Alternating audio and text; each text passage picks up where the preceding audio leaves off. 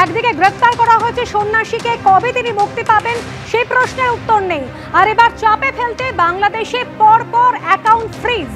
বাংলাদেশে ইসকনের সঙ্গে যুক্ত 17 জনের ব্যাংক অ্যাকাউন্ট ফ্রিজ করা হয়েছে। সন্ন্যাসী চিন্ময় কৃষ্ণ দাস সহ 17 জনের ব্যাংক অ্যাকাউন্ট ফ্রিজ 30 দিনের জন্য। অ্যাকাউন্ট ফ্রিজের নির্দেশ বাংলাদেশ ব্যাংক এবং আর্থিক তদন্তকারী সংস্থা।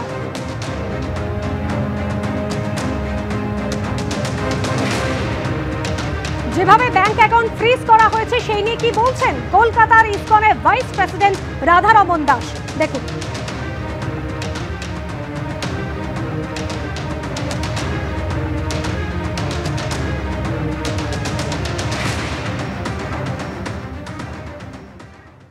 আপনারা জানেন কি একটা সংস্থা চালাতে গেলে টাকার ব্যবহার হয়।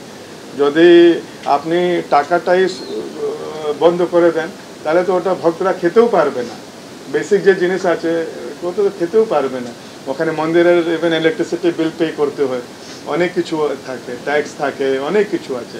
যারা ব্রহ্মচারী সন্ন্যাসী ওখানে থাকছে ওটা একটা এক্সপেন্ডিচার আছে। তো যদি ও সূত্রটা যদি আপনারা এই যে তথ্যটা দিলেন কি ওটা বন্ধ করা হচ্ছে ব্যাংক, এটা খুব আনফরচুনেট। আমি কি বলতে পারি আপনারা এই জায়গাতে কি ধরনের দৈত্য এক্সপেক্ট করছেন, মানে কি ধরনের সলিউশন এটা তো এক্সপেক্ট করুন, কি ধরনের সলিউশন এক্সপেক্ট করছেন?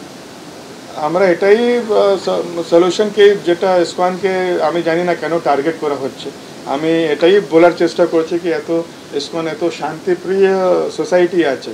আমাদের ইসকন ভক্তের অন্যকে কষ্ট দেওয়া তো ছেড়েই দিন, একটা যে চিঠি আছে চিঠিকেও আমরা কষ্ট পৌঁছাই না। আমাদের খাওয়াতে, আমাদের বচনে, আমাদের ব্যবহারে, আমাদের রহন সহনে কোনো মাধ্যমে আমরা কাউকে কষ্ট পৌঁছাতে চাই না। তাহলে এরকম যে সমাজ আছে, সোসাইটি আছে, ওদেরকে টেররিস্ট অর্গানাইজেশন ঘোষণা করার চেষ্টা, এটা খুব দুর্ভাগ্যজনক, দুর্ভাগ্যপূর্ণ। কিছুক্ষণ আগে বিদেশ মন্ত্রকের তরফ থেকে সাংবাদিক বৈঠক করা হয় এবং যে বৈঠক থেকে একেবারে স্পষ্ট করে দেওয়া হয়েছে সংখ্যালঘুদের নিরাপত্তা দেওয়ার দায়িত্ব বাংলাদেশ সরকারই। বাংলাদেশে সংখ্যালঘুদের অবস্থা উদ্বেগজনক। আশা করি বাংলাদেশ সরকার সংখ্যালঘুদের নিরাপত্তার দায়িত্ব নেবে। হাউস যখন চলছে তখন অবশ্যই উচিত বিদেশমন্ত্রীর সর্বশেষ পরিস্থিতি সম্পর্কে আমাদেরকে অবহিত করা। আমাদের নেত্রী মমতা ব্যানার্জি ঘোষণা করে দিয়েছেন যে আমাদের বিষয় এটি নয়, এটা সম্পূর্ণভাবে ভারত সরকারের ব্যাপার এবং আমরা এই বিষয়ে তাদের পাশে আছি, এত স্পষ্টভাবে বলেছেন। আমরা তা সত্ত্বেও দেখছি যে দলের সরকার, তারা কলকাতা শহর থেকে বনগাঁ সীমান্ত পর্যন্ত তারা হুমকি দিচ্ছে, মিছিল করছে, কলকাতাকে অশান্ত করার চেষ্টা করছে।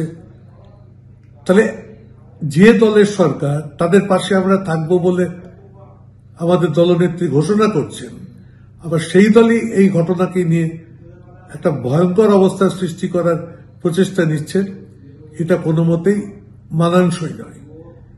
আমরা আশা করব এই কর্মসূচিগুলো পালনে তারা বিরত থাকুন। তারাও তাদের সরকারকে, দিল্লিতে দলকে বলুন যে অবিলম্বে এই ব্যাপারে দেশকে অবহিত করা দেব। আমরা সবসময় চাই সর্বত্রই মাইনরিটিদের রাইট রক্ষা করার দায়িত্ব হচ্ছে যারা মেজরিটি, তাদের যারা গভর্ন করছে তাদের বেসিক দায়িত্ব মাইনরিটিদের স্বার্থ রক্ষা করা। এবং এই উপমহাদেশে আমরা দেখতে পাচ্ছি যে সর্বত্রই যেখানে সংখ্যাগরিষ্ঠ লোক শাসন ক্ষমতা আছেন তারা মাইনরিটিদের দাঁড়িয়ে রাখতে চাইছেন। এটা গণতন্ত্র বিরোধী, মানবতা বিরোধী। সেখানে একজন সাধককে অ্যারেস্ট করা হয়েছে, সেডিশনের চার্জ দেওয়া হয়েছে, গ্রেপ্তার করা হয়েছে, তাকে আইনের পর্দায় আনা হয়েছে, সেখানে বিচার হবে। কিন্তু তার মানে এই নয় যে যারা সংখ্যালঘু মানুষ তাদের যে স্বাধীন মত প্রকাশের অধিকার তাকে কেড়ে নেওয়া যাবে, সেটা ঠিক নয়। বিজেপি তো এটা নিয়ে একটা দাঙ্গা বাঁধাবার চেষ্টা করছে।